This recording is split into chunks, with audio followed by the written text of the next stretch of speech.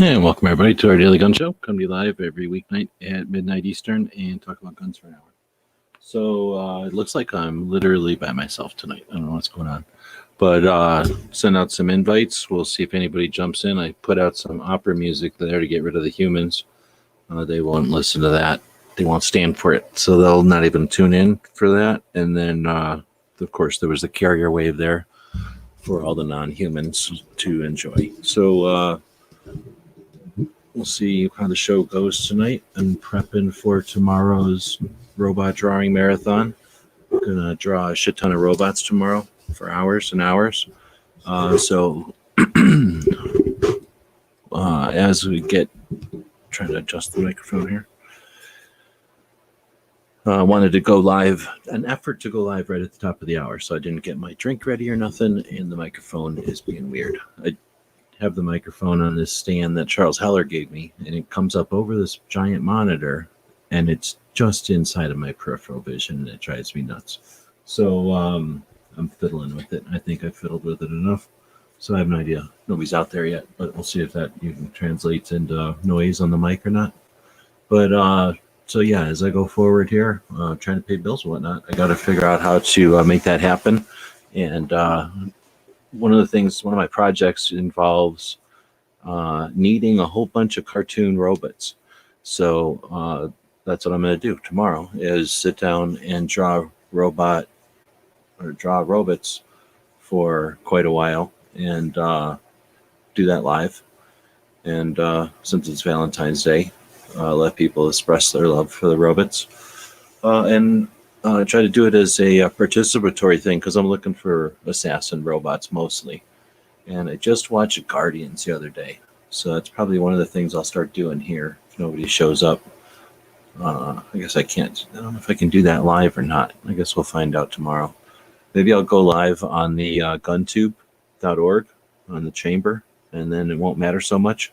So anyhow, I'm going to, maybe I'll go double live. Go live. I can shotgun live. But anyhow, I'll play around with some tech tomorrow, go live for a while, and don't apologize. Who cares if you're late? I'm not normally on time, so it'd be, and I wasn't even on time. I think I was still 9 minutes late or something. But anyhow, I'm going to go live for a long time tomorrow, draw a bunch of these robots for a project that I'll do. And hopefully that project can make a couple of bucks, and I can get off everybody's back for trying to, support projects through the Patreon concept or something similar. But I'd still think that concept's valid, and continued effort towards it. But can't will something to happen. So we'll draw some robots tomorrow. Hopefully it'll be fun to go live. I haven't gone live for a while on the big channel, and see how the duck handles it. I don't remember what the duck's limit is. Oh, just you and me today, Chris. So I don't know. Maybe I'm getting corked, or maybe people are finally giving up on this show. That could be. Everybody's coming to their senses. Or like I say, the opera music at the beginning drove off all the humans. I guess instead of sitting here and pick my teeth, I will turn on this audio called Arms Dealer in the background. Whoa.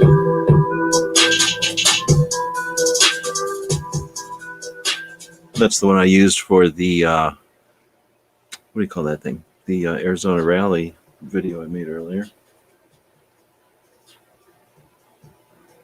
I guess one thing we could do here is dig into Instagram for a bit, see if anybody does show up today. I'll close some of the stuff I had open over here. And instead, I'll open up the Instagram. So I'll do it on the little window so you don't have to. I get a lot of email complaints that people can't see what's going on with the big window if I go to the large screen. So I'll shove it over to the small screen, and now everybody can see exactly what's happening. Maybe not that big, huh? So let's go over and see what's happening on Instagram. Well, I guess we can go to mine first. What do we get going on our Instagram? Oh yeah, we posted the thing about J.M. Davis today. So let me make sure over here that we're watching the whole screen. There's no need to waste any screen over here. So I don't know if you can hear me. Give me some feedback. That music in the background too loud or not. But I missed this the other day. I've been trying to do the Shooter's Almanac project over on Instagram, right? Trying to get the content off of the guncalendars.com website over onto Instagram. And if it would be great if you could just take a database and shuffle it over. I could technically do that if I wanted to pay to have somebody do that for me, but it's not something that's worth all that. So what I try to do is, periodically or on a regular, go in and move or post stuff on the Shooter's Almanac Instagram page, similar to what Clover's doing with his Fud Life thing, or some other people have done with branch accounts. So, but I forgot to do. I couldn't do it the other couple of days here. I forgot to do it when I had time the last few days.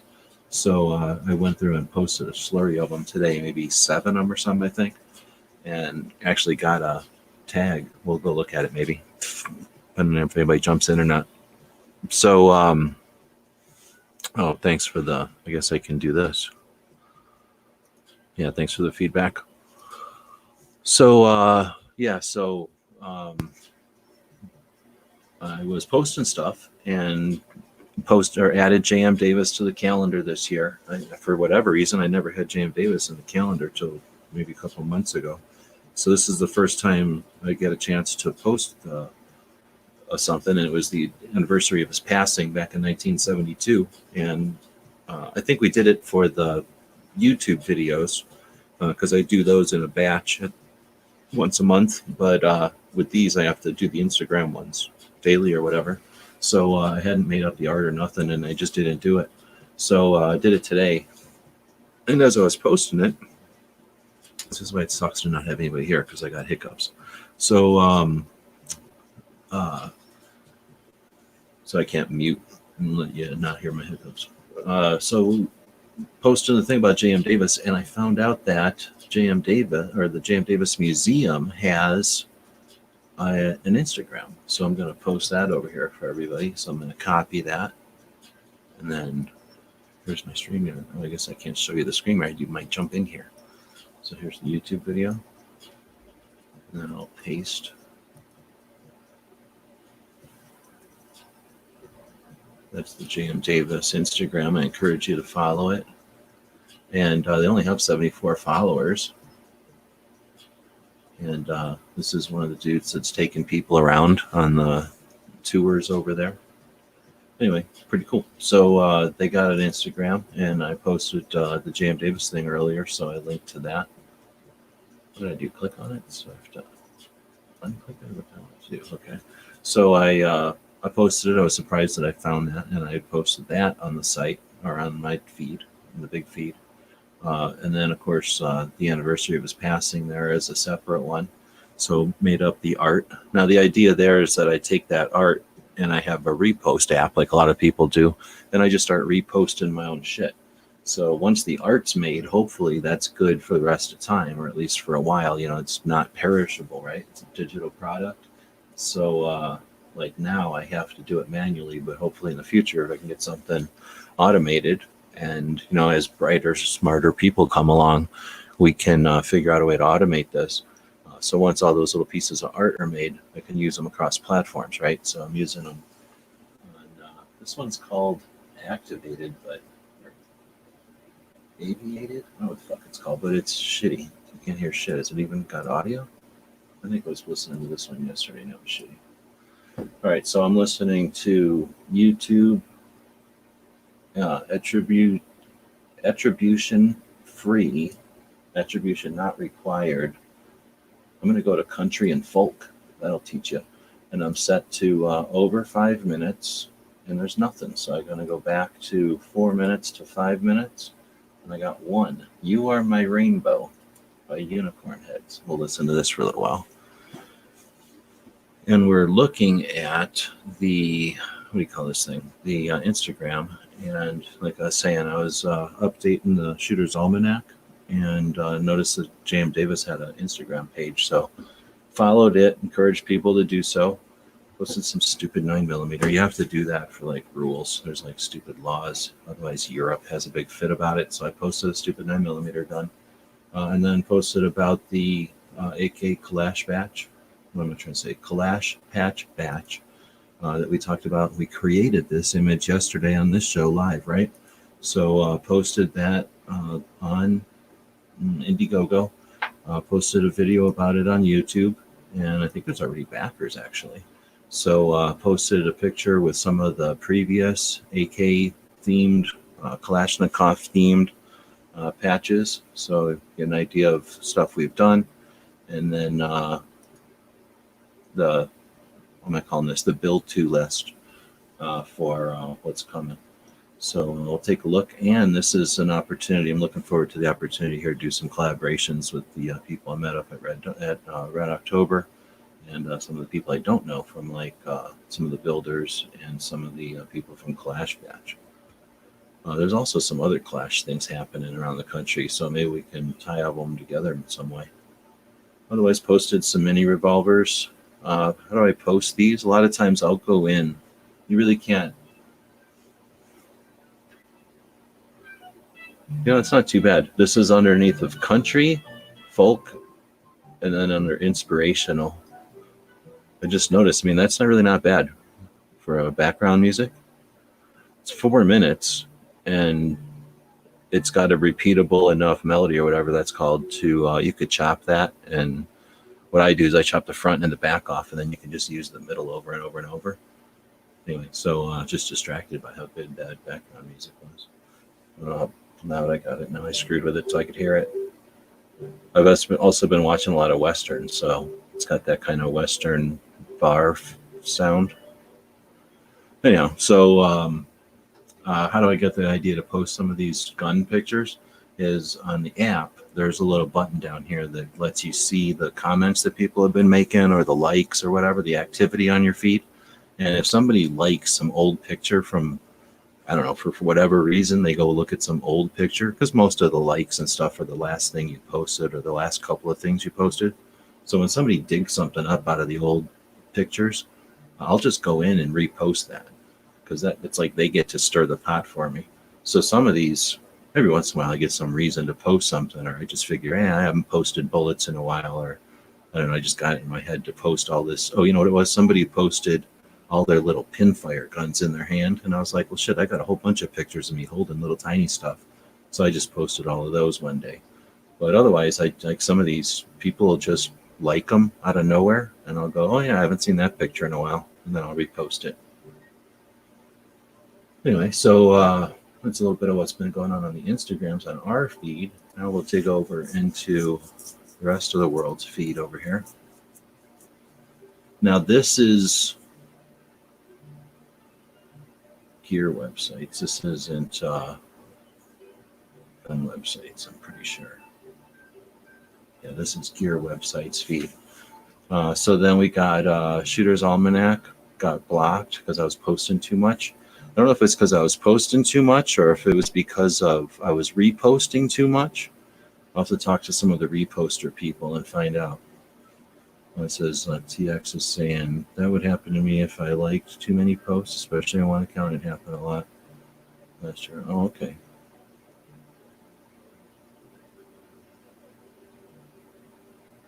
Tell us if we made a mistake. Yeah, when you click this, nothing happens. You're damn right. Neither one of them. It just got caught in a loop. I had to close Instagram. And that's why I figured it was probably my app.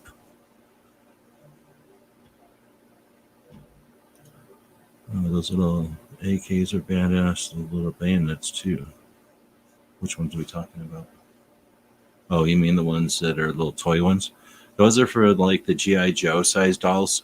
Matt plays with tinier dolls because he has little hands. So he plays with little like Star Wars figure size dolls. But plenty of boys play with dolls that are the size of Barbie dolls. And that's the size AKs you get. And when you go to Japan, maybe you buy those from like some other country where they pay more attention to that kind of stuff. They make them out of metal. So I have a couple of them. Actually, all of them. I only have one, I think, that's plastic. And that was because I needed an example of that type of bayonet because I had all the others. But most of the ones I have that are little tiny guns like that are made out of metal. They're really cool. They can cost a lot of money. I do not recommend spending a lot of money unless you really get into them and then know what you're doing, because somebody can charge a lot of money because some of them are worth a lot of money. So I'm not going to say some of them aren't worth a lot of money, but not all of them are worth a lot of money. The ones I have are like $30 ones. They're not super expensive, but I don't consider them toys. They're for like men who play with dolls, not for little kids that play with dolls.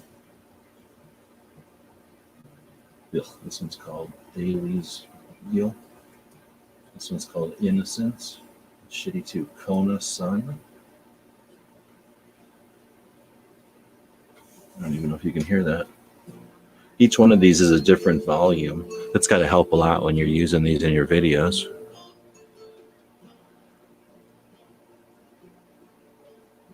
Roll call is saying, did I make another patch? No, I'm about to make 10 more patches, right? With the Clash patch. So last time, let's take a second and go dig into it. It's probably under Indiegogo.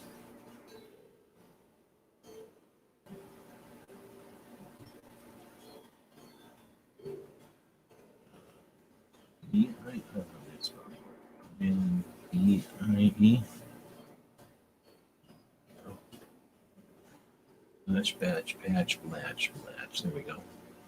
So I can drop the link over here. Looks like we're already 4% funded on its first couple hours. So let's say cancel there. So we started this thing, the artwork and whatnot, yesterday during this show. So there's a link. When you share people's Indiegogos, use this link for whatever reason. It's a lot shorter. Like this link has a lot more garbage in it a lot of times because of however you navigate it to the site. They're going to throw some cookies and some robot gibberish in there. I mean, you can leave all that if you want. It doesn't really matter. But by going to this one, it usually gives you a nice, short and sweet link. And might actually have a little bit of robot gibberish in there to let them know that it came right from your campaign, which I don't know if that makes a good big deal or not. Anyway, so we got the Clash batch coming. You can see from the still image here, or I guess right here, that I've got sort of a build to, and that's what we were doing yesterday during this show, was putting together this image so that I could finish this up. So it's a Clash patch batch. Except last year, I kind of had it staggered so that the more participation, the more patches. And I thought we would get more participation, honestly. So I thought, there would be more patches, but there ended up only being 3 patches. So I ended up putting a bunch on credit cards, and that was just a mess. I'm still paying all that off. So this time I'd rather get patches for the store, for inventory. The idea here is that if we can fund a bunch of patches being made, then I can invest on the other end patches at a cheaper rate, right? Because if we can get 100 made, then I can buy them at the 100 rate instead of having to buy the first 100 myself. Anyway, so I'm trying to kickstart some inventory for the store and start to get some variety. So we're going to go with a couple of different designs, 10 different designs, a couple of different additions to different series. So you can see we've got the spam can outlines there. So there's going to be a couple of more spam cans coming in.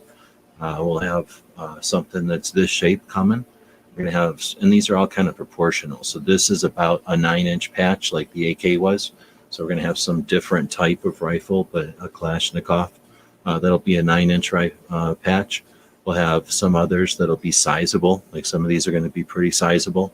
That's another reason we're going to try to do these as a batch, because as I do a large one like this and a small one, think about it. This is like double the shipping that this one would be. This is also double the like pain in the ass for whatever reason. They really don't like it when I do these. So if I do a lot of patches, it's a lot easier for me to sneak in a giant one than it is for me to just say, hey, stop everything and do a giant one for me, and only do 100 of them. So if I can do more, it's better off for my relationship with the company, and I think we get better product out of it. So that's the idea, is to try to get sneak a couple of the large ones in here, and do them in enough quantity that the large ones costs, which are quite a bit more, get absorbed. And that way we're allowed to, we can kind of create things that wouldn't normally be created unless somebody really wealthy was doing it. I suppose if a big company wanted to do this, they could just do this. We're not talking about that much money. We're talking about $10,000. It's a lot for me, but I guess in the grand scheme of things, it's not that much. Anyway, to do 8 or 10 patches like this, we're probably talking close to $8,000 worth of patches, and then another $1,000 worth of shipping. So it's not like there's going to be a lot of profit in this, but it'll be a neat effort. And much like the, what do you call it, the 2A patch we did last year, we're going to try to incorporate some collaborations in with this one. So it's an opportunity to work with more people and to do things in some different ways. So like I said, I really had a good time at that Red October event last year. I really think that could be the next iteration or the next innovation of gun shows, get-togethers. It's not really a rally, but heck, with the rallies the way they are, who knows what we'll see as the next version of gatherings in the gun community. So anyway, I'd like to keep going with some of those relationships and sort of promote projects like that, where people are getting together, not just to buy or to, I guess, look at or to rally for, but also pull some triggers. And often we get together to pull triggers competitively. And I guess that's an aspect of Red October, but some of these other events could be, who knows how things will go. So some of the exhibition events are less competitive and just more fun, something like the range days, especially the range days that open up to more than just media. All that stuff could be the next versions of gathering the gun industry. Anyway, so to kind of explore that,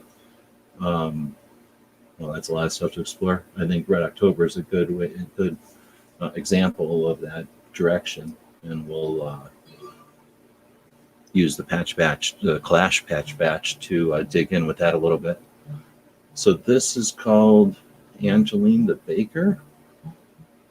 See, these are all like 3 minutes. I really don't like 3-minute songs. You have to switch them out too quick. All right, I'm going to go over, I think that answered your question. If it didn't, I don't know. Let me know, roll call. Who has a link and didn't join in? Let's see. He says he's been at work all night. Working at a gun shop. Chris is saying I'm psyched about the Clash patch batch 2020. You know me, I'm a patch addict. Before long, I'll be selling plasma. Don't do that, but hopefully they're worth something. What do you guys think? Are Gun Channel's patches going to be worth something?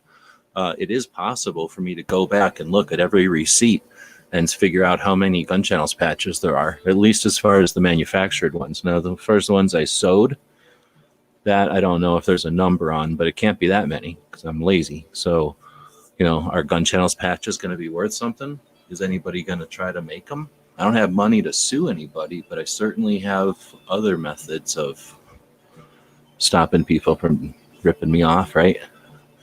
So, are Gun Channel's patches going to be a commodity in the future? We'll find out. So,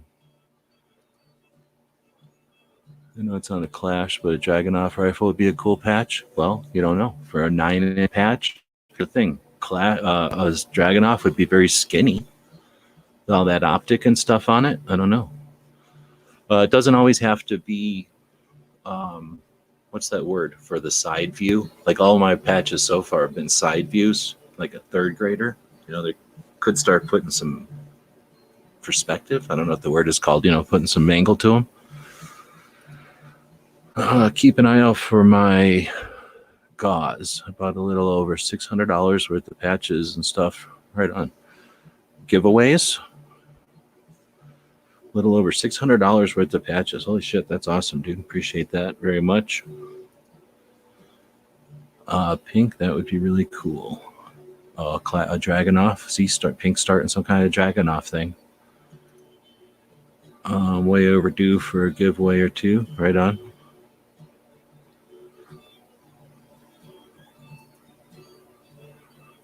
I'll be on the lookout then. So I've been thinking about that. I don't want people to go crazy or nothing. I mean, I appreciate that people support what we're doing. I think the goal with everybody's projects is to make it something that's comfortable and reasonable, right? So ideally we'd have, thousands of people that thought it was worth 50 cents. And if there was a method in place for people to do that, like here's a nickel, with enough interest, then that could support lots of neat projects and stuff. But it would be neat to figure out a way to move stuff along, I guess is the way, because I have seen that where people buy stuff to support a project, or I've seen people buy my stuff for sure, but other stuff as well. And then it accumulates, and then, if you're not doing anything with it, what do you do with it? Pause and look at, there's one called Tucson over here, a song called Tucson by Silent Partner. We're going to hear if this is any good. 3-minute song. Can you hear this background? I'm going to turn it up a little bit. So I know if you want to do giveaways for some specific thing, that's one thing, but I was thinking, what can I do with all those patches? So here's roll call. Let me jump them in here. Hello. Hey. What's going on? Can you hear the background music, or is it too loud? It's all right. I feel like that's like it's too loud. So some song called Tucson. So so when I first got back from shot, I had that ton of patches, right? And I was thinking, what the hell am I going to do with all these things? Maybe I should raffle them, or put them all together and put them on like eBay or something, and make it a big what do you call that, auction? But then I was thinking about it, and there's just no way. Like, I don't know what the Yodas are worth, but they're probably worth hundreds of dollars alone, right? So even if I sort of said, kept the one that was sent to Jedi and kept both of those Yodas and put every single patch together, it probably would have been worth, I don't know, thousands and thousands of dollars technically, but nobody in their right mind's ever going to spend that much. So I'd have to have divided it all up into separate auctions, and then, it would have been a big ordeal or whatever. And that wouldn't have been anything like keeping that collection together. Like I never was able to do it. I spread out. So basically, I got these big 4x4 pieces of plywood, and then that big, I think it's 4x4 piece of chalkboard, and had those sitting on tables. And because of the way the cloth was and the way they're angled, they're kind of overlapping a little bit. It wasn't quite, whatever that is, 8 foot worth of surface, but they certainly filled all that. So like if you had a 4x8 piece of plywood as your patch panel or something that size, all those patches I brought back would have filled that plus some more, right? And that would have been huge. It's like a huge blanket. Is that bigger than a king size blanket? I don't know what that is, but it's a big area. So nobody, again, is going to have that kind of room, unless they, for some reason, just moved into some place and they have a giant wall. But who does have that kind of giant wall is like a range or a gun shop, maybe, or maybe even like at a gun show or something, like something that they could put up. Actually, that's kind of neat.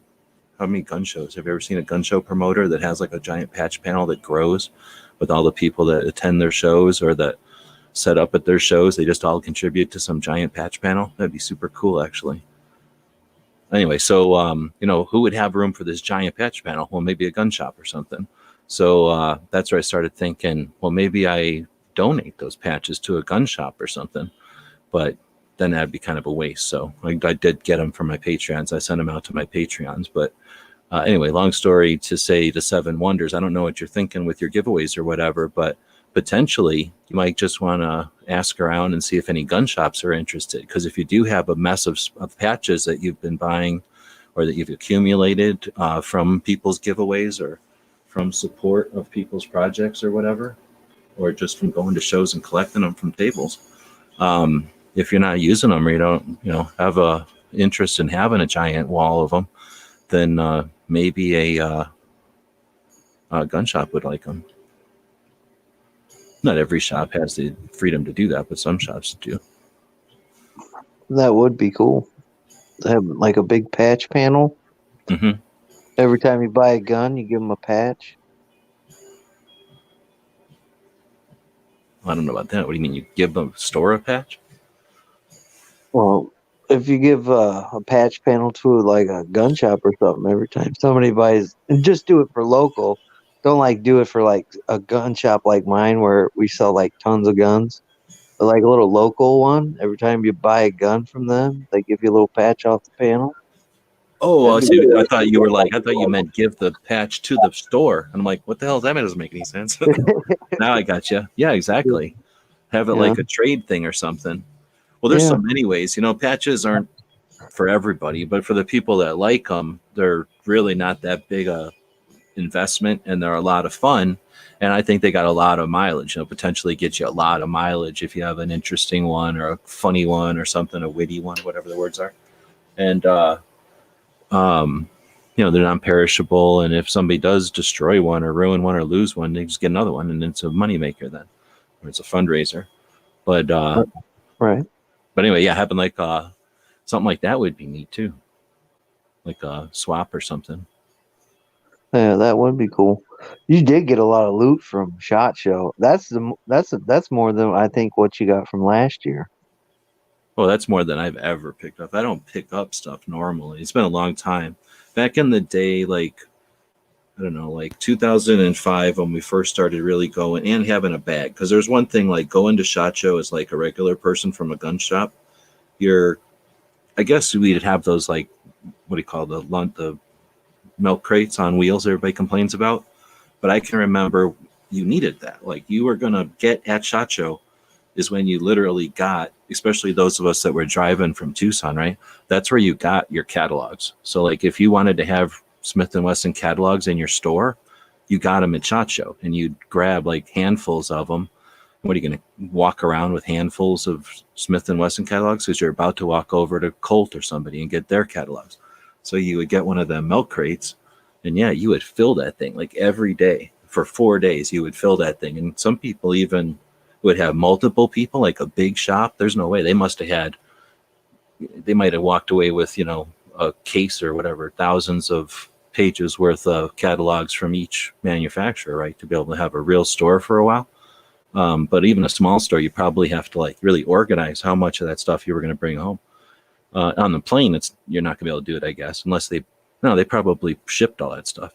But anyway, that was a big aspect of SHOT back in the day, is picking up swag and whatever.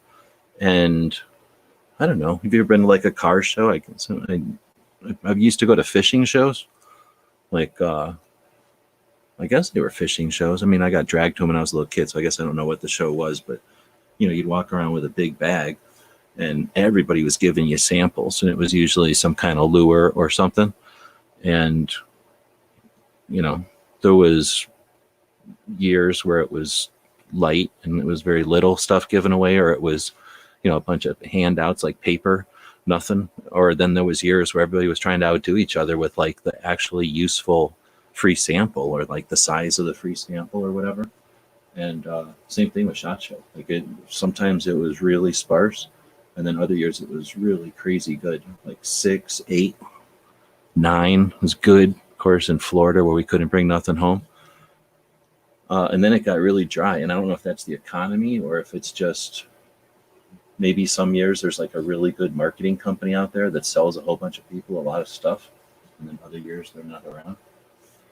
But so yeah, that's probably the most patches I've ever brought in. But like I say, I kind of quit doing it maybe 7 years ago. I would grab something interesting or, patch from somebody who's super cool or a friend or something. But I didn't go around weighting my bag down with patches. But I didn't have any reason to. So this year, I wanted to give them to Patreons or whatever. And so I had a reason to grab them this year. Well, I did that at Wanamaker last year. There's somebody selling patches. I forgot where it was, somewhere in the middle. And I traded some of the gun channels patches that I bought that previous year to that guy for some other patches that he had. So that was pretty cool. Yeah, And that's one of the things I did this year too, is trade. Like I never really bothered with that too much, other than again just like a friend or something. But when you just have that in mind and you go around asking people like who you think might be into trading, like I got tons of them that way. And you could probably have almost any cool patch. right, I'm saving my AK patch for this year if I go, and I'm gonna get like 35, 40 patches for that one AK patch. Watch, they're like, uh-huh. And then I'm probably gonna buy this. When does this patch batch last until? What do you got set up for? So I didn't want to go super long and I didn't want to go too short. So I went for March 8th. So it'll end on 308. All right, cause that's cool because the not this past one, but the one before that, it ended on the week that I don't get paid. Yeah, so that's the other thing is I figure half the time I do these and I'm like, I only need to do it for 2 weeks. If people are interested, they're interested. If they're not, they're not. But then I don't think about if I do it between pay periods or something, that's pretty stupid. So I tried to do it overlap a month by a week or whatever I tried to do there. Yeah, because I get paid every 2 weeks, and I could strangle that place for doing that to me. But I mean, as long as I got a little bit of time.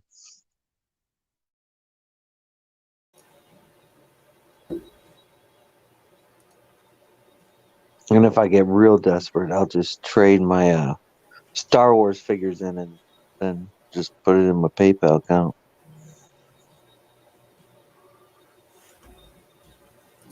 All right, so now I'm heading back over to the Instagrams and I'm following or I'm going through the feed, like the people I follow, I guess, on Instagram from the gear website side. So this is Hudson or ITW, plastic company here in the United States.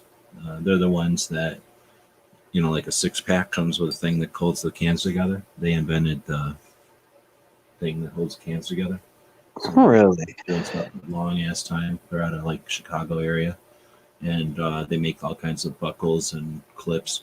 So when something has to be berry compliant, it means that it has to all the materials and everything has to be made in the United States.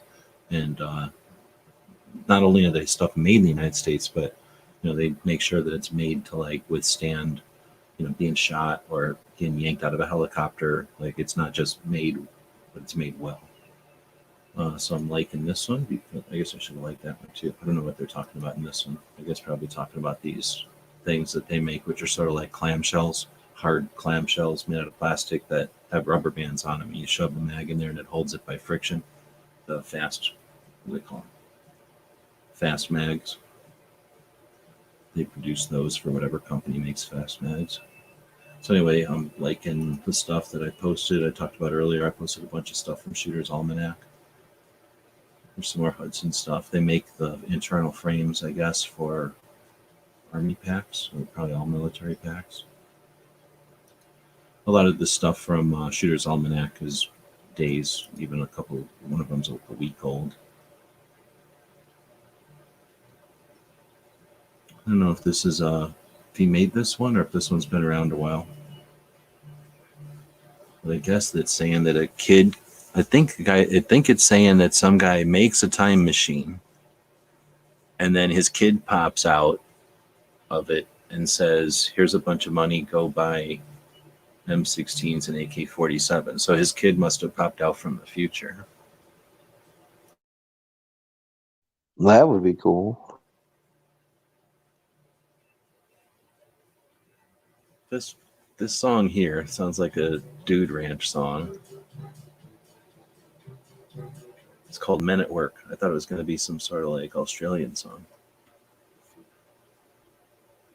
And I posted a lot of shit today.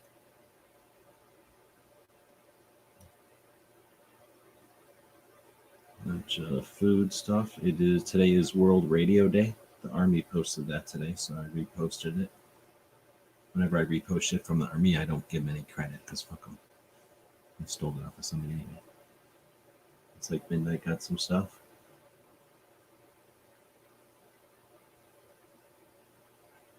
Well, it's Valentine's Day tomorrow. You doing anything special for your Valentine's Day? Oh no, I don't celebrate Valentine's Day.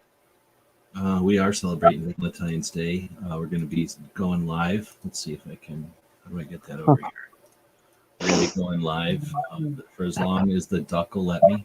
We're going to go live at noon my time tomorrow, and I'm going to draw robots for as many hours as I can. We'll talk about it in a minute.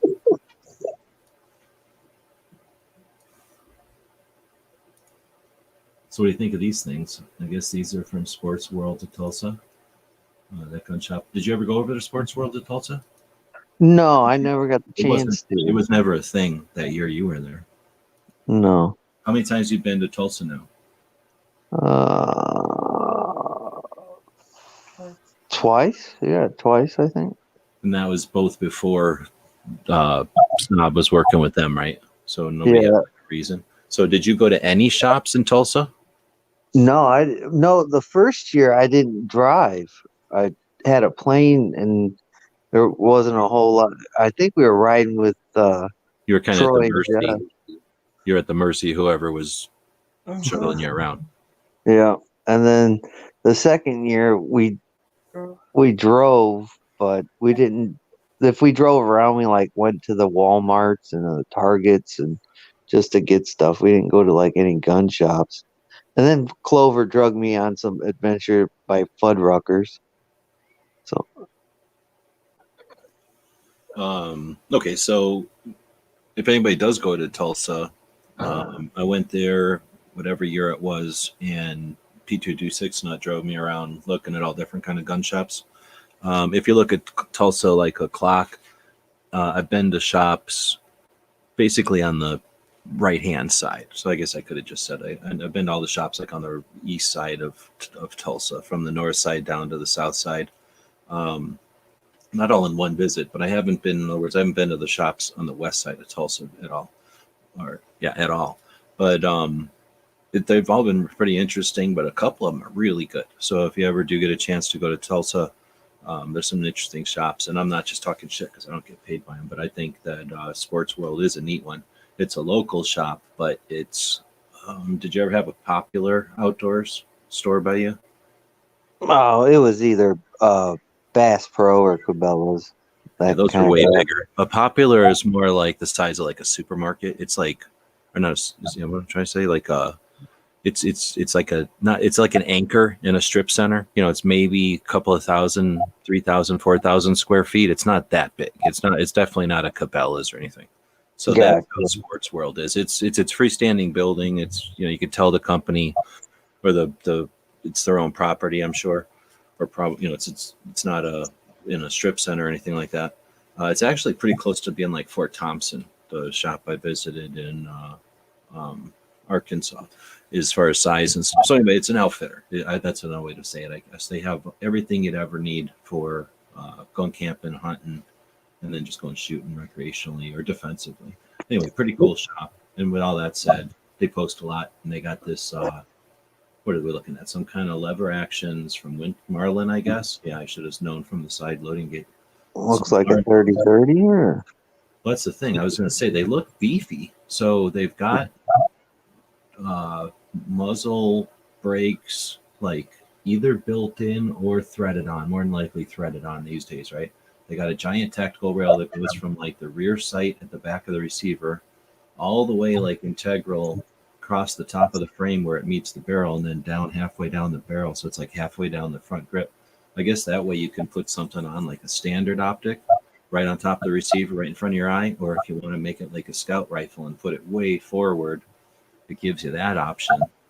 Certainly enough real estate on that rail if you wanted to put an optic and like canted irons or canted optic. I don't know why you want to do that, but I don't know what all you might want to do with that. Then they put some sort of 550 cord and some kind of braid all around the lever. It's like a medium-sized lever, not a super wide one, but not narrow either.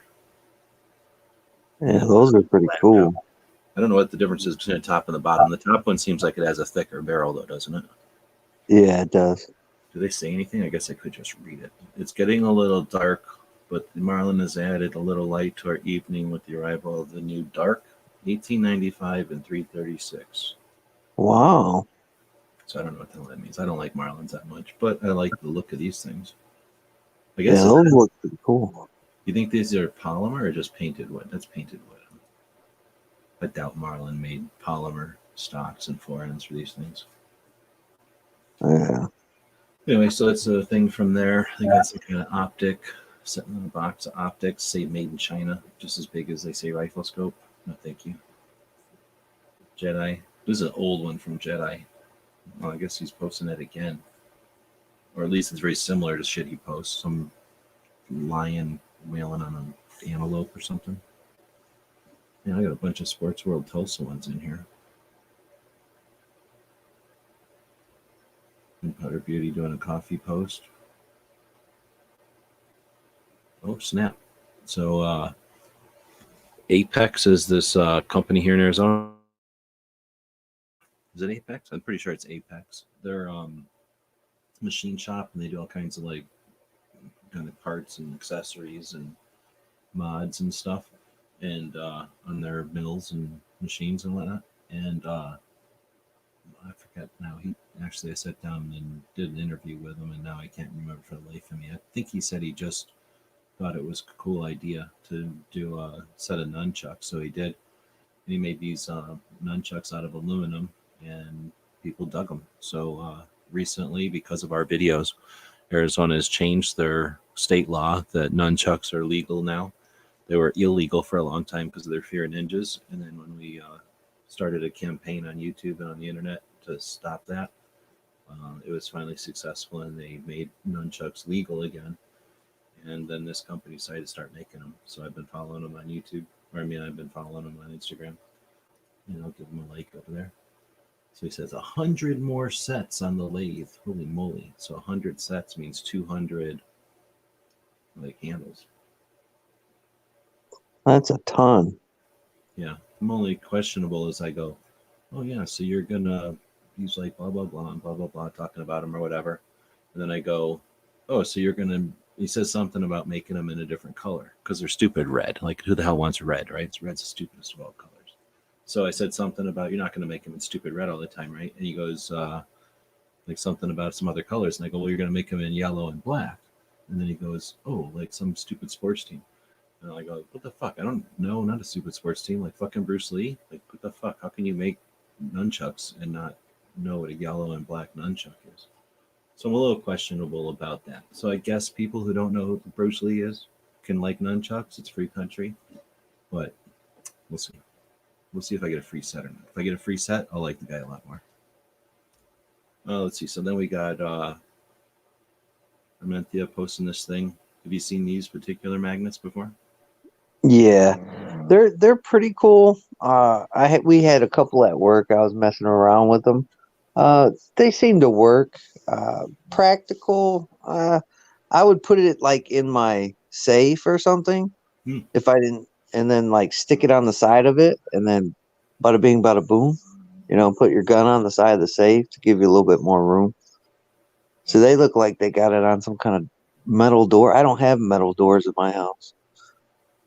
Well, this one, it's got holes in it, it looks like. So you can mount it. Like there's these two holes. So you can screw it into something. This one looks like it's some sort of rubber, I guess, because I'm reading the box. It says non-marring rubber, right? So the ones I've used had Kydex. So it was basically a plastic more.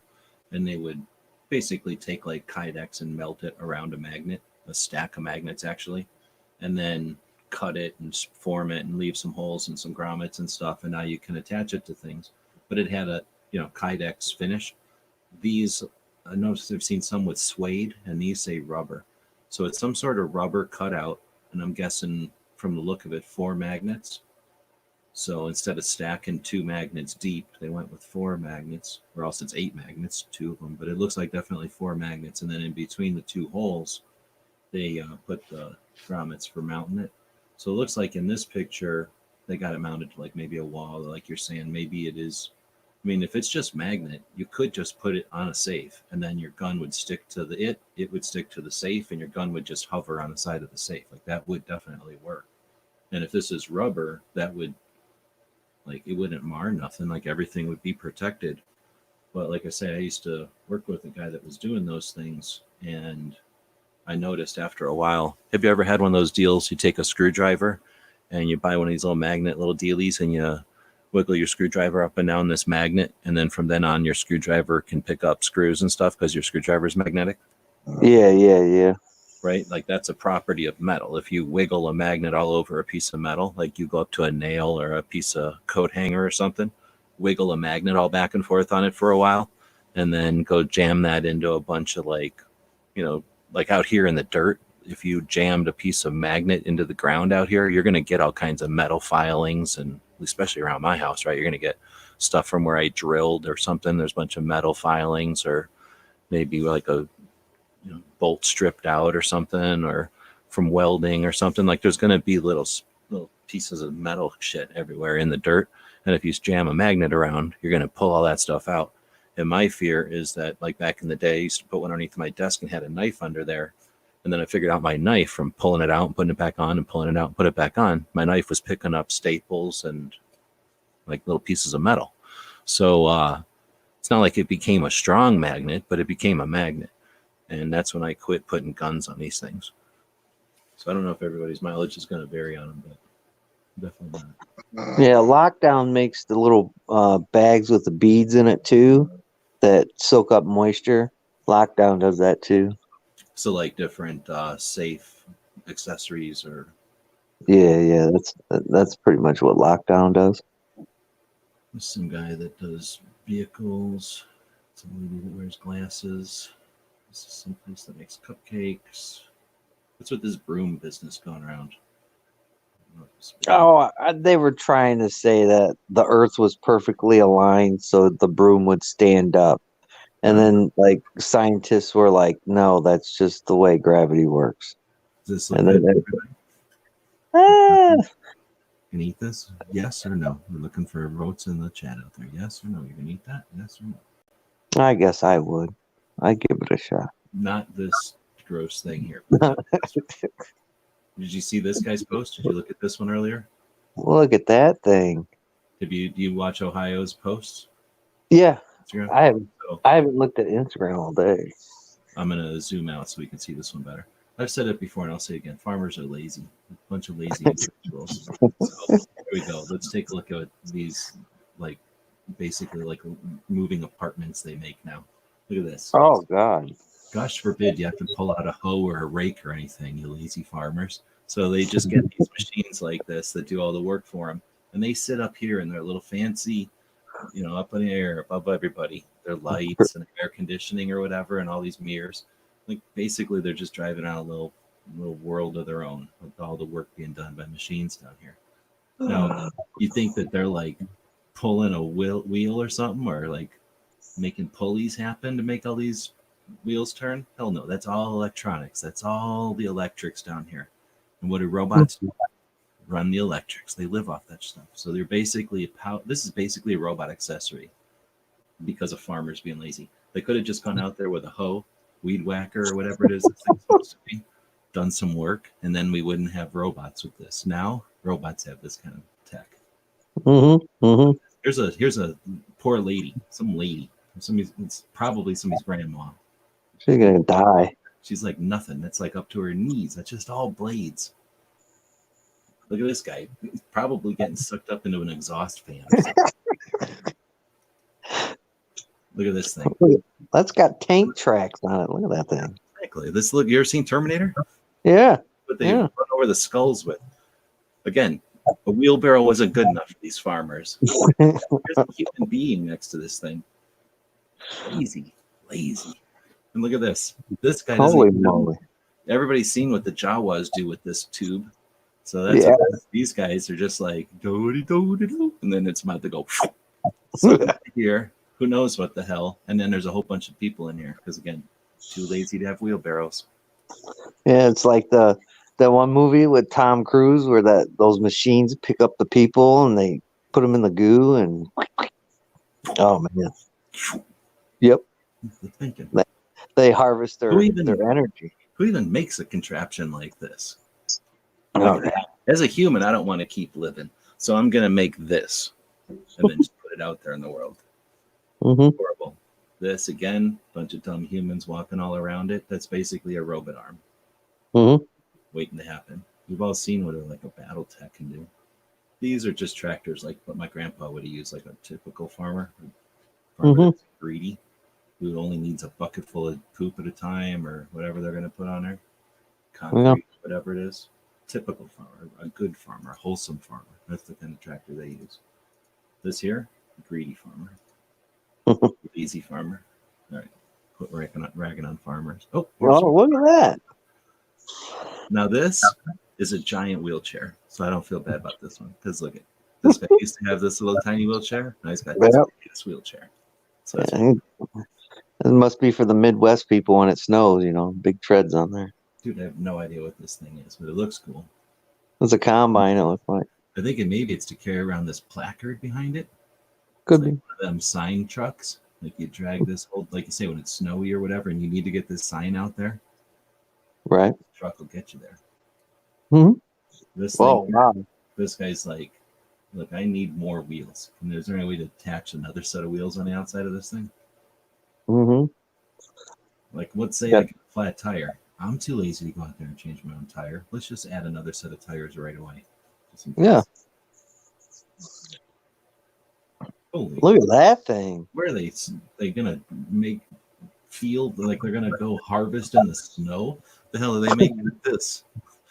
Ice cubes? Like they're harvesting ice cubes with this? This doesn't make any sense. Like, don't. No. What the hell? Farmers don't even know when they're supposed to be planting anymore. Like, oh, I need to go plant in the middle of the snow. Like, no, you don't. Like, no, that doesn't work that way. Like, nah, make me a tractor that I can plant in the middle of the winter. Farmers. Yeah. This is normal. My grandpa would ask. This isn't normal. Oh, man. This is, but it's dangerous. That's all I can say. It doesn't even have a purpose. There's not even an attachment on it. It's this like sucker thing. Maybe it goes up and kisses people. I don't know what it does. It is Valentine's Day. There's a child in there. I know that it's captured a child. Oh, maybe it's some sort of a thing. Like it sucks a child in here and then they get stuck in here. There you go. There's no need for something like Oh, there's another one of those things. That one's even bigger. giant wheelbarrow. Greedy. That's that same Wow. picture. He's recycling pictures. We've seen that already. What the fuck is this? There's no need for this machine either. This doesn't need to exist. This is just somebody was like, I got all these parts. Like when you're making Legos and you're just like, I got all these extra stuff. So this is like what happens at the end of the day, end of the week at the factory. Uh, You got a training mag. Or more than likely somebody made this. It's hard to say because the real ones look pretty crude also. I think the real ones, I think I saw somewhere that the real ones were blunders, like factory errors and stuff, so they would salvage them because they were being efficient or whatever and turn them into training mags.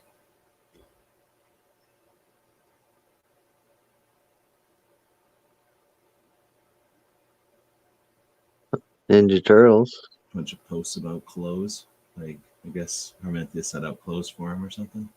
Yeah. Like, Yeah. I'm gonna wear all week. This is this place I went to in Little Rock that serves vegan soul food. Oh, let's see if anybody said they would eat that food earlier. And nobody said they would eat any of it. Yeah.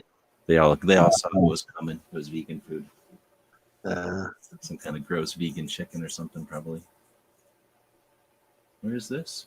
Shoshone Falls. Never heard of that. That looks pretty neat. Yeah, I'd swim there.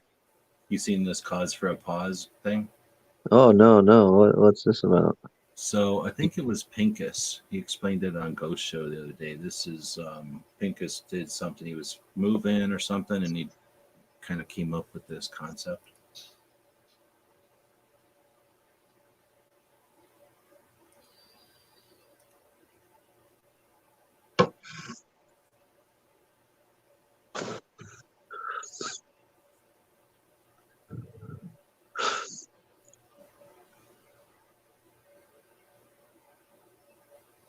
So that's all it is. Um, just like I guess he was saw that picture or something. He got the idea, so then he filmed it real quickly or whatever he said. So just the idea of like maybe placing something near where you'd grab a gun impulsively if you're not feeling great or if you're having troubles or whatever, since suicide or whatever can be a impulsive thing. It's a way to like preemptively, I don't know, whatever, situate something so that you can cause a pause and, you know, being just like a catchy phrase or whatever. So it's basically like the Walk the Talk America type of project. Whoa, we need one of them. So do you know who AK-47 shooter is? No, I don't follow that guy. Okay, so you need to change that. So everybody does know who he is. You just don't know you know who he is. But did that go through?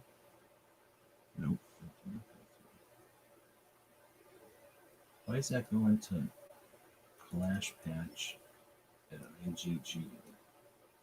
Oh, I pasted probably instead of copied. Copy and then paste. How about that now? Yeah. So this guy, number one, he's the guy that makes these giant guns. So I'm going to scroll through his Instagram for a minute. And once you see what I'm talking about, you'll be like, oh, okay. So this is one of his more recent ones. He made a giant Red Rider. And he makes Wow. them out of pallet wood. So he literally just makes these giant guns in his house. So he made a 1911 here. I made lots of giant wooden pistols and guns over the last few years. So this time I thought I would make an accessory to go with my giant guns. I've always been a fan of the military utility flashlight MX991. So I thought I'd make one of the giant scale to match my guns. This is my latest build. Wow. Military flashlight. Got the clip on the bottom so you can hang on your belt. So he's a prop designer. He makes he makes sets for wherever the hell he lives, like Georgia or somewhere in the South, I think. And like, you know, for like the TV station. So he's got these like skills, and he makes these. I think he made the first one was an AR. I think I don't remember. The first one he made was something, and then yeah, he's just been making these things. I don't know what he does with them, and he might sell them. He might give them to people. I think he gave one to Jesse James, the guy who makes motorcycles and stuff. Uh-huh. Oh, look, he made a big ass lightsaber. Anyway, so that's one thing that he does. He also recently, when Sportsman's Guide did their thing for what to make a project out of an ammo can, he made the gumball machine. I think he won. I think he won the whole thing. Oh shit! I've never seen the giant lure. Fishing lure, yeah. I guess I did see the giant lure. I wrote cool in there. I don't remember seeing the giant lure. But eventually, when I'm scrolling through here for is the other thing that he's known for. He's known for a couple of things, I guess, because you can see he also has a lot of little tiny guns. Does he make the tiny guns too, or no? He just collects them. He collects those. He's somewhere where I guess they're available at gun shops. He goes to, oh shit, I don't remember seeing. Look at that. That is super, super, super, super cool. Holy crap, that's cool. I'm looking for his room. So this is pictures of his room. But we're going to see if we can't find his room. So back in the earliest of days, back in the days before there was a YouTube, in fact, even before the computer or before the real internet, right? There was just people sending around stuff online, and it was pictures because you couldn't do internet or videos yet. And when people would send around pictures, it would be like one picture, and then it would be like a series. Like you'd click next, next, next, like a slideshow, I guess, right? And there was this slideshow that went around that was super popular. Remember, I worked at AOL, so I can remember. I mean, I'm not saying we saw everything on the internet, but I can definitely. I've been around watching little things happen online since like literally like '97. So back in the day, this guy's pictures would go around, and if I can ever find it, pictures what I'm looking for, like just good old pictures of his room, you'll see what I'm saying. But anyway, it might be easier to just look for this online because it's such an old meme. It's not even a meme. I don't know what to call it, like an old slideshow. But basically, he went into his basement and he took a chunk of his normal everyday like basement in a normal house like everybody has, and he just took pallet wood and he started making a little set and now that I know he works in television, he basically made a set. So he made this like little stage set in his basement, and it looks like some sort of like Norman Rockwell. I mean, this is what it looks like. Maybe this is a video of it. One of the things I like about my vintage hunting cabin the most is this normal looking gun shelf right here. A lot of old guns. Can you hear that? Yeah. But it actually opens up to reveal a Oh, wow. And there's so much little neat stuff about it. So it's just a corner of his basement that he kind of like walled in and made this room. He calls it his vintage hunting thing. Now it's way fuller than it used to be, but I mean, it used to look like, I don't know what to call it. Not really a museum because it, you know, looked used. It looked like he lived there or whatever. Like it looked like somebody's hunting cabin from like the olden days. Anyway, it was just a neat little room, and he just made it in his basement. And like I say, that was like a well-known like thing on the internet back in the day. I'm not going to be able to find it. He doesn't really post pictures of it, I guess, anymore. But you can see he's been doing a lot of neat stuff. He's active on the Instagram and has fun with those big giant guns. This might have been his first one. No, this isn't even his first one, I don't think.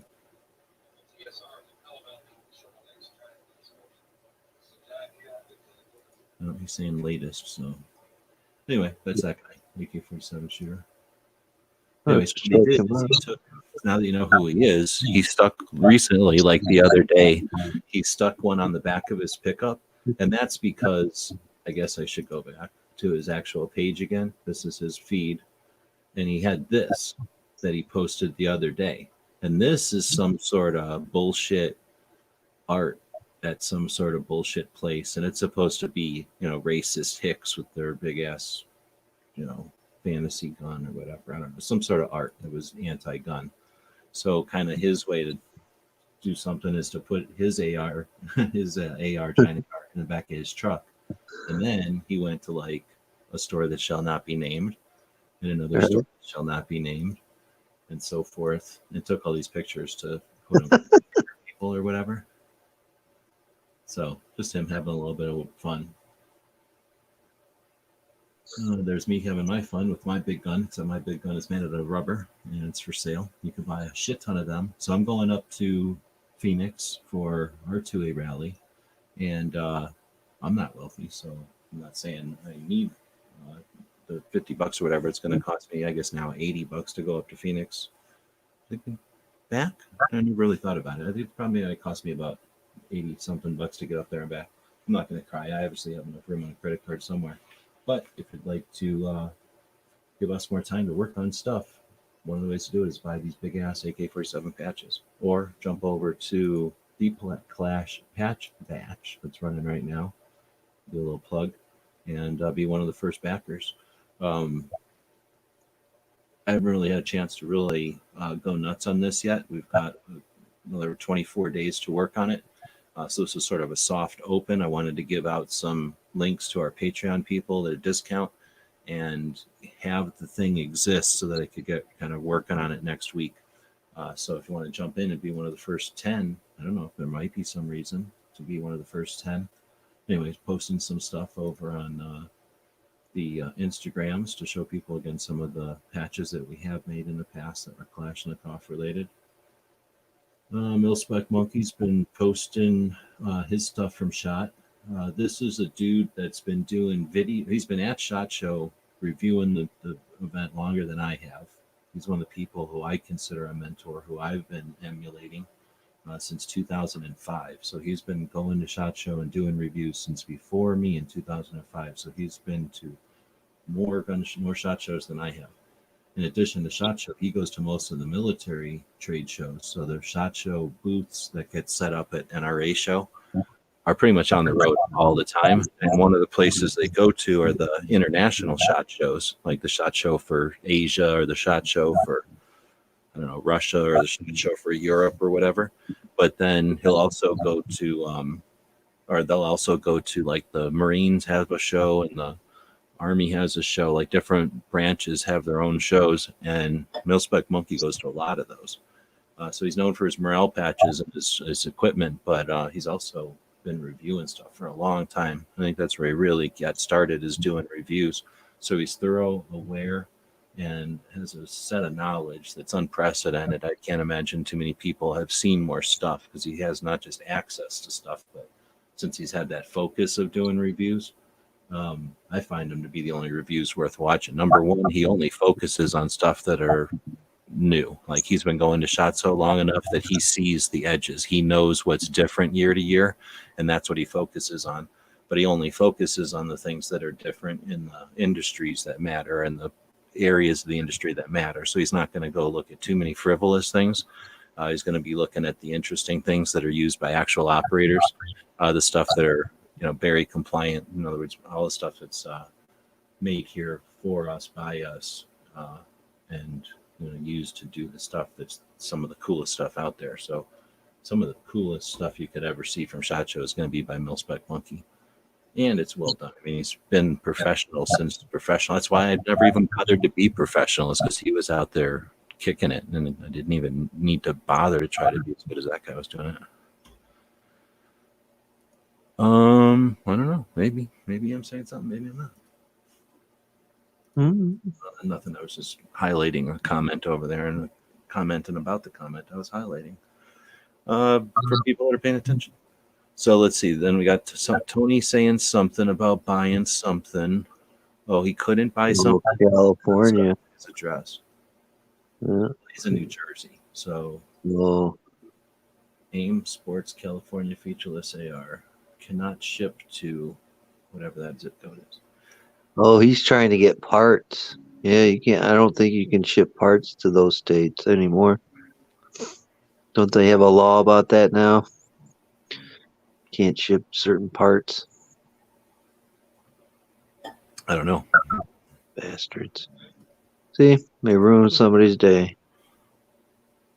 Well, that's the goal. And then the goal would be to discourage and to, I guess the word is discourage, right? To make people less interested in doing this stuff.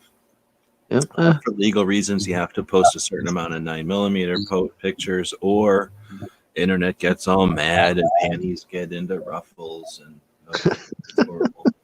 So you post a picture every once in a while. They got to please the masses around here. We're finally to reveal our next camper. Uh-oh. That's too long. I'm not waiting for that. Sportsman's Gun Freedom Radio.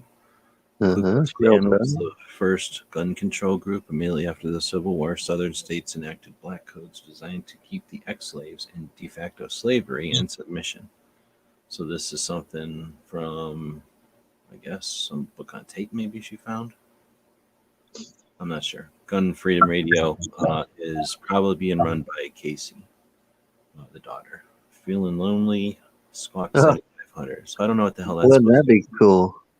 If you were sitting in like a passenger airliner and that pulled up next to you, looks like he's getting fuel. He's getting fuel.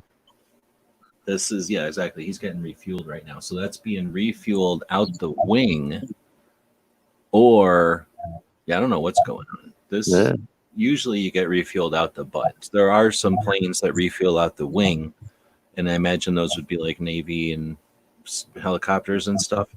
This plane doesn't look like it would go slow enough to get refueled out of a wing. Sometimes they'll refuel out of a wing if they're trying to do two at once. And I've been in planes, I've been in refuelers. You ever flown in a refueler by any chance?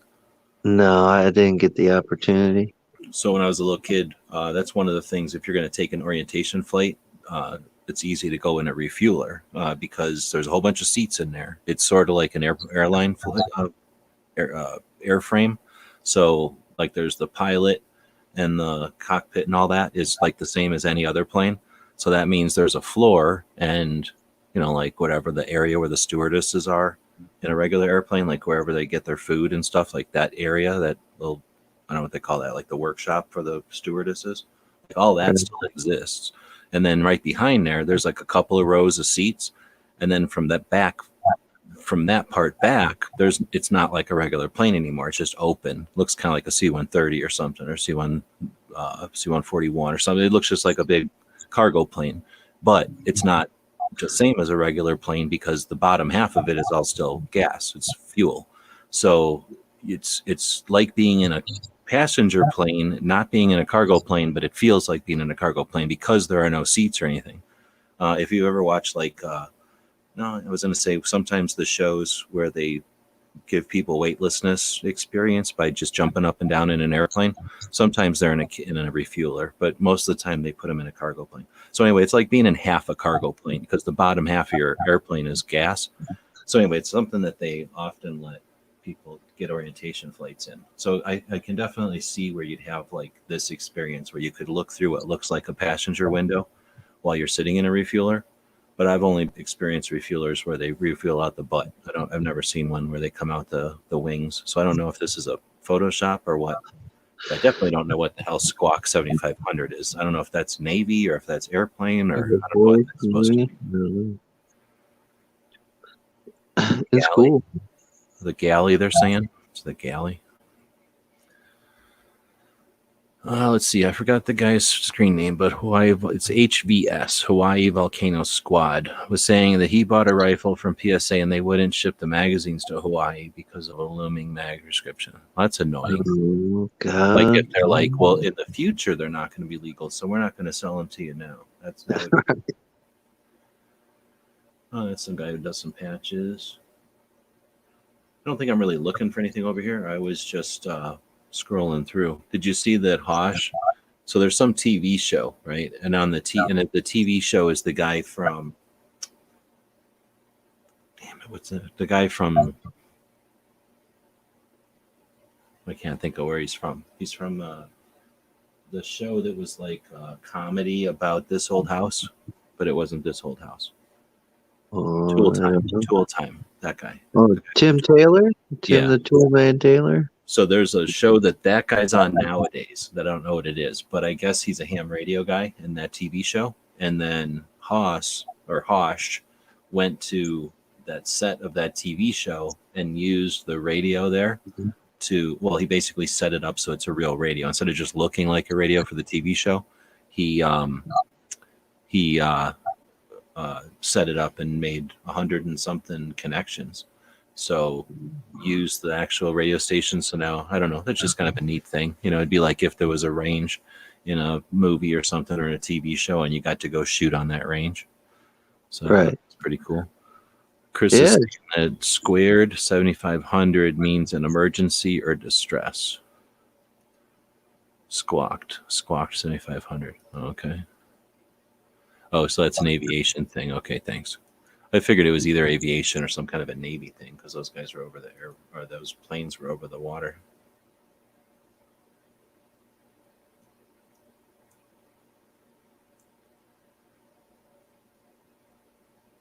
One millimeter, or is that 45? That's 45, isn't it? Soren? I don't know. That could be a 45. Oh, yeah, it says FNX 45 on it.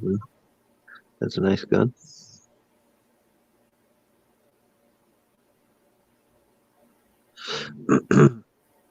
Oh, those are nice. Some pieces and parts. Mm-hmm. Oh, that's from Apex. Apex, yeah. But this is a dude I follow in Houston because he has a dog that looks like my dog's cousin's dad. So Ace looks just like Ollie's dad did. Wow. That's a big Doberman. Yeah, a big red one. And he acts the same. They have like personalities or what. But this guy just reminds me of that dog. So I watch this guy's post. Plus, he's the guy that hangs out. I mean, it might even work. I don't know. He hangs out at this gun shop in Houston. Here's Black Rambo. They got a bunch of Black Rambos, Ambo. Yeah. All right. So there's my J.M. Davis post I didn't even like. This guy's Swamp Thing. This is another cool feed to watch if you like stuff that's cool. So I'll post that over there so that people can check it out. It's called Swamp Thing, so it's easy to remember, but there's these little underlining things that make it harder to find. There's probably a bunch of people that use Swamp Thing as a name or whatever. But you can see he just posts. Did you ever have one of these? I totally had one of them things. No, that's a little before my time. But he'll just post these like things from the day and then just weird things. I like him because I've used a couple of his, like, you'll see here in a second, he'll eventually start posting some, I don't know what to call them, like scenes or something. Rooms, maybe. I don't know what the heck they are. Yeah, I guess he hasn't done one in a while. Eventually we'll catch one here. He does a lot of these houses. Oh, there's IG88 doing something, but something like this. He used to do a whole bunch of these, and I don't, for whatever reason, I really dig these. Plus, I like to take the Gun Channels cartoons that I make and stick them in these rooms. So a lot of times when you see me sticking somebody in a room, it's from this guy's feed. I don't know where he gets this stuff. He just goes on the internet and finds weird shit. Yeah, But there's a lot of movie stuff. some of it's like reference to movie stuff or like There's science Gremlins. fiction. What do you call it? Like science fiction book covers, like the covers off of novels and things. Oh, there's a robot, Terminator. Watch out for that guy. That's kind of cool too. So this is the kind of stuff we're going to be doing tomorrow. So this will be a good transition. That's where we'll end it all here tonight. So tomorrow, in order to raise some funds, it's got tons of bills coming. I don't know what the hell I'm going to do. I got to sell some stuff. And, I tried to, my Patreons know, I tried to work on a project here, and I really hoped I could have got it done a little quicker, but it just got larger than I could finish in the amount of time I gave it.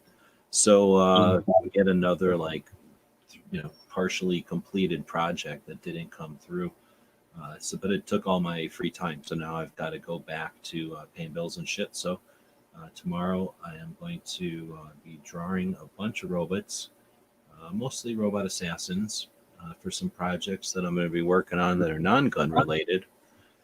But it gives us a chance, since I got to spend time working on that, it gives us a chance to go live and talk about gun stuff and catch up, see what's going on with things, and let people give me suggestions on where you've seen some interesting robots. So the one that got me going was this movie called Guardians.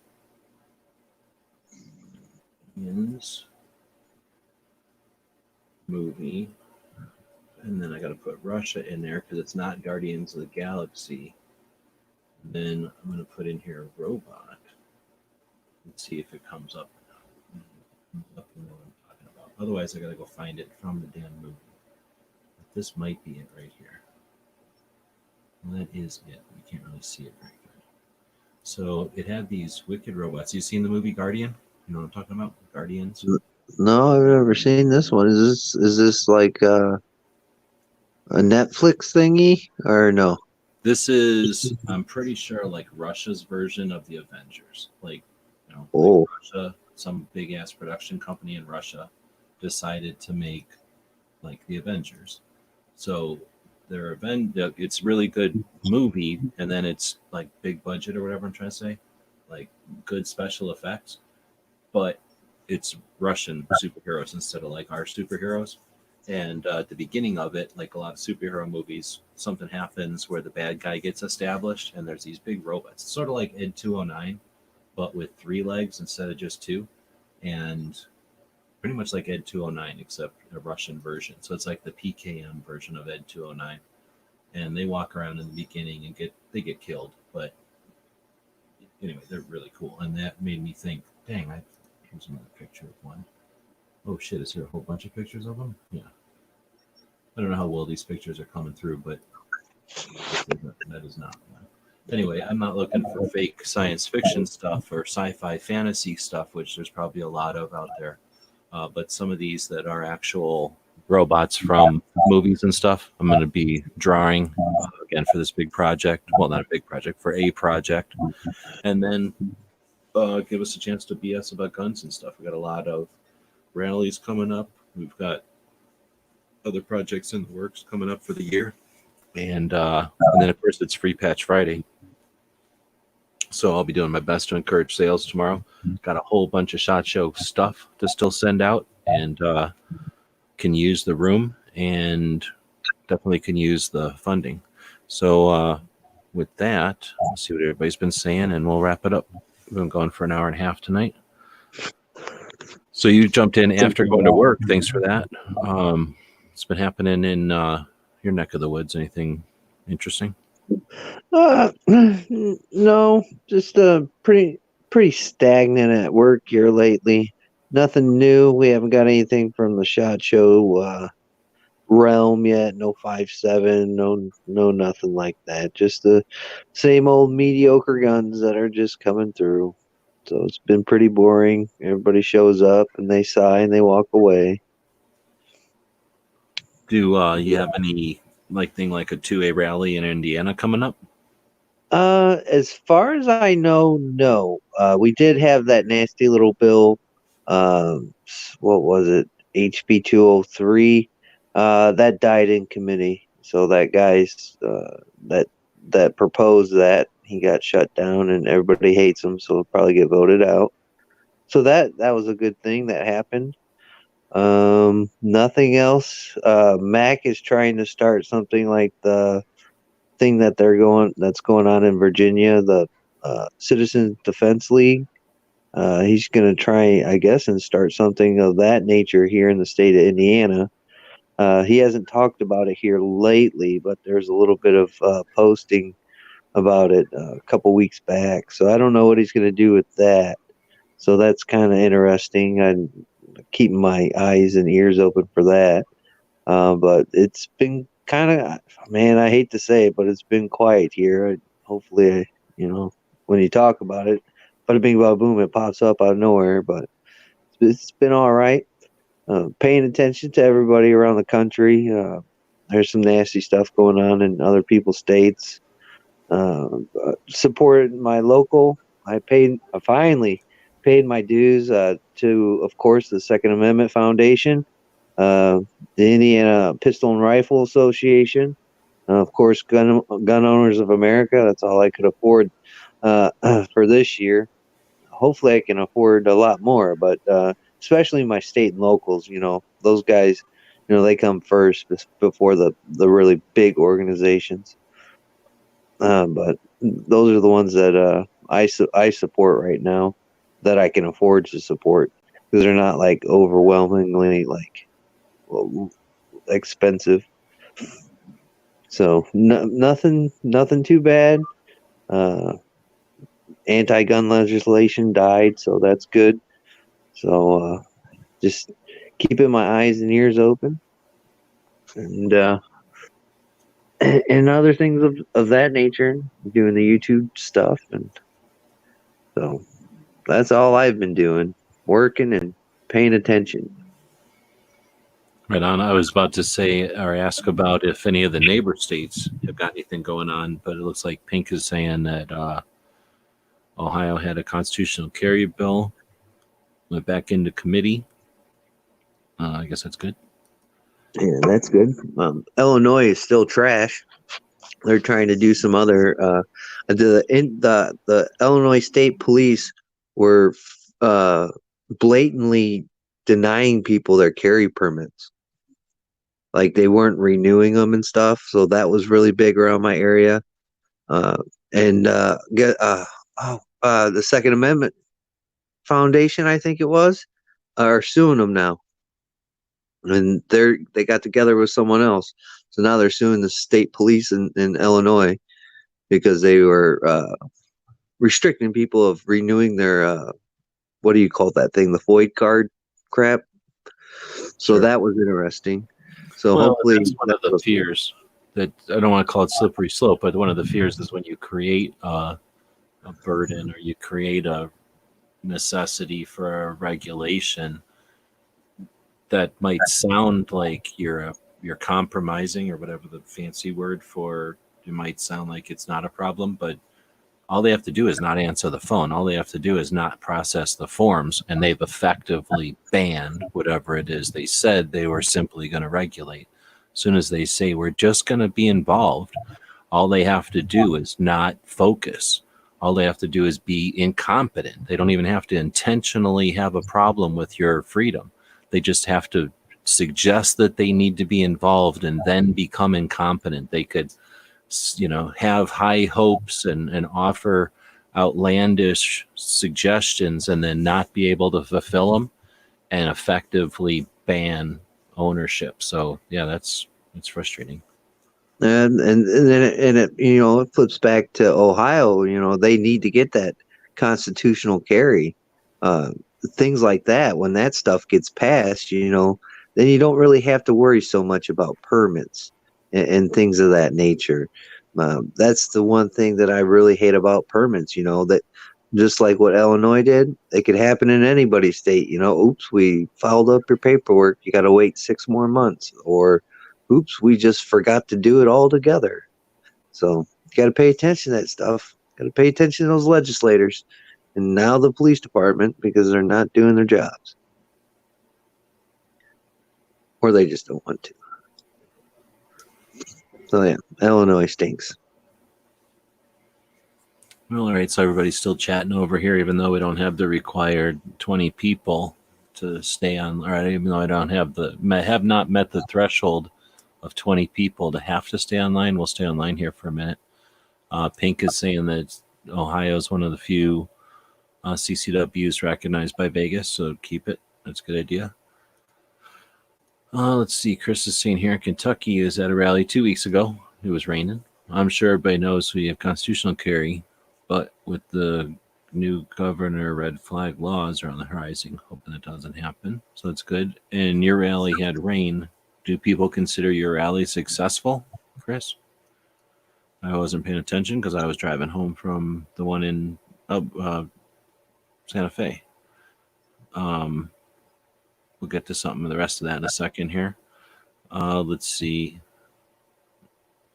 And then 7 is saying, trying to get other folks to help me encourage North Carolina to participate in the 8-state sanctuary bill. That would be the compact between states. And 9 states now. So the way I understand it, the way that it's been explained when they brought it up here in Arizona, was when you got something like a shared resource between states. So for out here, we have the Colorado River comes down from, I guess, Utah or Colorado, wherever it comes from, and then hits the border of Arizona and Utah, becomes the what do you call that thing? The Grand Canyon, and then goes over there by Vegas, and we have the Hoover Dam, and then it comes down and it's the border between Arizona and California, and then it gets down to Mexico, goes across an international border, and then ends up emptying out into the Bay of California down there, or the Gulf of California. So the states have to regulate things like the Hoover Dam and like the electricity that comes out of it, and like the resource of the river itself, and deal with the police and with the emergency services and with the taxes and every other thing that they got to deal with, with a shared resource like that. And the way I understand it, the way it was explained to us here in Arizona, is that would be considered a compact between states. So with that similar concept of shared resource or a shared agreement between states, that you could apply that to other things like a prohibition against gun prohibition, or I guess a defense against gun prohibition. So when the gun prohibitionists come along and lie and cheat and steal in order to keep people from having property, then these compacts would suggest you can't do it to Florida unless every other state says it's cool. Like, you can try to do it to Florida, but only if these other 8 states say it's okay. And that would require more resources than a Bloomberg, the 14th richest person on the planet at the moment, would probably devote to something. But it seems also like I don't know. It would be interesting to see some discussions about it. Have you heard anything about the concept? Yeah, I've seen a couple videos about it. What scares me about that is, like, what if your state flips, or what if all the states flip and they flip Democratic and they use that compact to pass anti-gun legislation, because then everybody's Democratic in those states, and then all of a sudden they're like, "Yep, we're gonna ban everything." Do you guys agree? Sure do. And then you're SOL. I mean, there's a little bit of SOL. trickery. That would have been, that was almost impossible to have happen. I mean, I guess it's possible for that to happen. But Anything's possible. But if you were in a situation where it could happen, it would have already happened. They would, if it got that bad, so to speak, that would have been the last. It would have been beyond a last resort. Like that would have been. You have worse problems than that compact. Yeah, I would like to see more states join that. I would like to see, like Texas get involved. You notice Florida is not involved. There's a couple states down there in the southern hemisphere that need to, maybe pick it up. That'd be cool if North Carolina would get involved. I've heard some stuff out of North Carolina that they're trying to sneak some anti-gun stuff in there. I posted that on, I think, the book face to Sarge to tell him, pay attention to this one. Never know what they're going to do. But yeah, would it be a good idea? Hell yeah. We just have to wait and see how they structure it and make sure everybody agrees. But that would definitely bring those anti-gun poop heads to their knees for a little bit. And I don't know I think Bloomberg would kind of freak out, because if everybody started banding together, man, he wouldn't be able to face that, even with all his money, because he's only got a couple of those groups, and then the moms that smell like action and all those guys, But if you start putting states together and rallying for pro-gun liberties, I mean, holy moly, good luck with that. That's some good stuff. So we'll have to see what comes out about it. But I've seen some videos about it. A lot of people are psyched. I know Ghost was like, "Woo," he was happy. Well, I'm concerned because like I say, they tried to do that with Arizona, Nevada, New Mexico, and Colorado, and Utah. And if they couldn't get these states to do it, question mark, right? Like, why? Like, was that because there was a problem? Is there a flaw with it? Like you say, is it something that seems like an answer, but really is leaving a dangling vulnerability or something that's not on the surface or something? Or was it apathy, or what? So was it a great idea and it just didn't get voted through? Or was it what seemed like a great idea, but it didn't get voted through because it's not really a great idea? So I don't know. I'd have to try to figure out when it happened in Arizona and then track down what happened in Arizona. It was a while ago. 15, 17 maybe. So years ago for sure. So that's thanks to Garrett out there for throwing another $5 at the super chat pile. I understand it's a reflex for a lot of people. I don't want to encourage super chats. I like the idea of throwing money at us. I do appreciate it. I understand the concept of individually funding content creators. I think that's critical. I think that's super important. So thank you for that. However, YouTube takes 30%. That $5 means something to me. That's paying interest on a thing, or that's literally paying a small bill.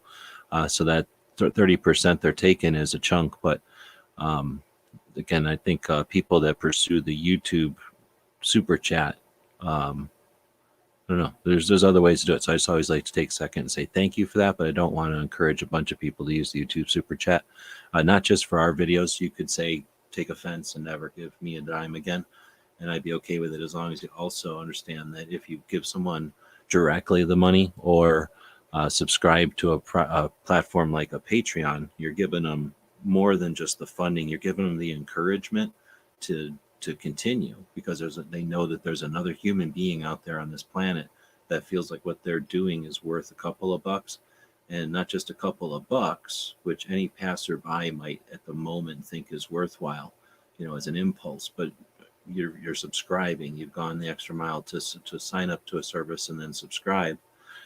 And then again, that keeps that individual going, but then you're doing it publicly. You're creating a larger reputation score for that individual and that account on that social platform. So for Patreon, for example, when I have 200 Patreons, that means a lot to me personally. But as a person comes along who might be creating content, maybe there's someone out there who can use a camera like we've never seen. Maybe there's someone out there with video editing skills that's like Mozart on a piano, right? And they haven't had any impetus. Like there's nothing that's motivated them to use their talent. If they can go to a Patreon and see anyone, me or somebody else, somebody creating 2A content, and see that they're appealing to a number of people, and it doesn't necessarily need to be the financial thing that it keeps them going. It could just be the number of people that are interested in what they're doing. But if they can get motivated by that, you're doing that. Like a super chat, again, appreciate it. It's nice. And for the moment that it's here on the screen, it's going to satisfy the impulses that it's designed to satisfy, the same way a salty or a sugary treat, satisfies the taste buds and the mind for a moment, but it doesn't last. It doesn't have consequence, where a subscription or whatever it's called, participation on a platform like Patreon, having 212 people support you instead of 211, that adds up. That combines with other people's efforts and creates incentive, hopefully some motivation and some reason for maybe the next group of people to jump on, maybe the next group of person to support whatever it is you found worthy enough to support. But I'm thinking also the next group of content creators that are going to come along, that need to come along so that they can appeal to the group of kids that we'll never be able to appeal to, that speak their language. We want them to realize that there's an incentive, there's a reason to get off the couch or off the Xbox or off the whatever the three-dimensional time waster is going to be in the future, and to instead use their creative chops to create content that's motivational and pro Second Amendment, that inspires and creates awareness. So again, I'm going to appreciate the $5, but also use it as an opportunity to encourage people to support people on the Patreon platforms.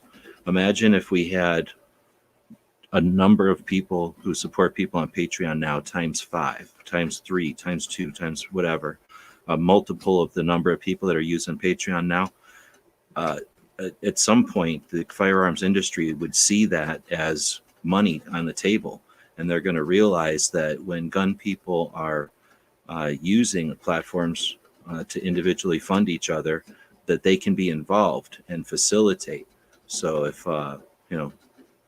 financial or just somebody with some tech. Imagine if Gunbroker got the idea to create a Patreon for gun people. Like, they've got that tech, they've got the infrastructure. It'd be great. What if somebody just had their ear? So the more people we've got using the platforms to individually fund creative efforts, I think we're better off. But a little bit of a rant, but you paid $5. That's what you got. 10-minute rant on why you gave me $5 and you could have gave it to me in a different place. But I'm not ungrateful. I appreciate the $5 more than you can imagine. I'm sitting here debating if I can go to Phoenix, or like which credit card I'm going to throw the gas money to go to Phoenix. I'm certainly not eating up there this time. Well, he could have saved that $5, waited for tomorrow, and would have had a free patch Friday and bought something at the Gear website store, and then got a free patch. But thank you for the super chat. Greatly appreciate it. For sure. And then again, I just use it as an opportunity to throw somebody out there who's not even, one of the other 20 people who might be debating doing a super chat. Because a lot of people do super chats on other people's shows, and I think to be in front of people, to be included in the conversation or whatever. And that's not the only way to support a project, that's for sure. All right, so they're talking about someplace, Kentucky, I guess. Hard to say. So with that, remember, we're going to be live for a long time tomorrow, so I'm going to sign off tonight. This is Diario Espectáculo de armas, número 19. Wow. I thought I heard rain. I think I do hear rain. It's not supposed to rain tonight. Shit. Anyway, thanks everybody for showing up. That was almost 2 hours of angry rant, and only like 5 minutes of it had music in the background. But thanks to Roll Call for making the time go by and giving me somebody to chat with tonight. We will be back to pick you up later.